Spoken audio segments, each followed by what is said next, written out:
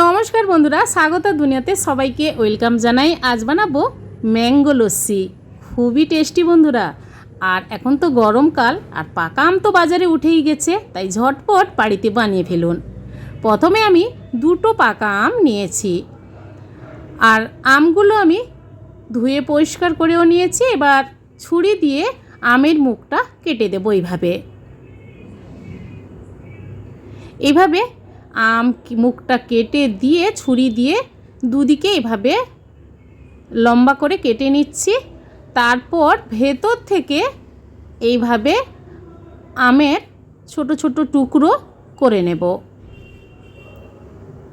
এইভাবে করে নিলে কিন্তু আমের ভেতরের যে টুকরোগুলো সুন্দরভাবে বের করে নিতে সুবিধে হবে। আমের লস্যি কিংবা আমের শেক গরমকালে পাকা আমের খেতে কিন্তু ভীষণ টেস্টি। সবগুলো আম এবার মিক্সি জারে দিয়ে দিলাম।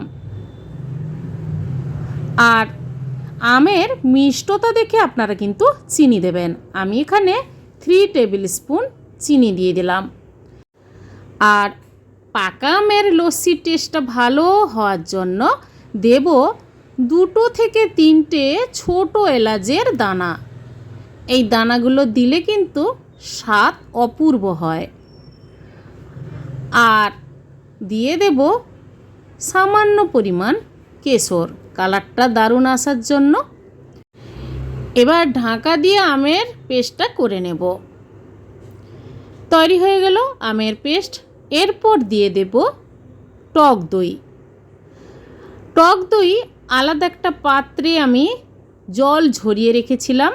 3 টেবিল স্পুন টক দই দিয়ে দেব। আবার আমের সঙ্গে আমি টক দইটা পেস্ট করে নেব। এরপর দিয়ে দেব আইস কিউব। ঠান্ডা ঠান্ডা পাকা আমের লস্যি না হলে ঠিক জমে না দুপুরবেলা। আপনারা ঠান্ডা জলও দিতে পারেন। এরপর আমি সার্ভ করে নেব পাকা আমের লস্যি। তৈরি হয়ে গেছে একদম পারফেক্ট পাকা আমের লস্যি। কাঁচের গ্লাসে সার্ভ করে নেব।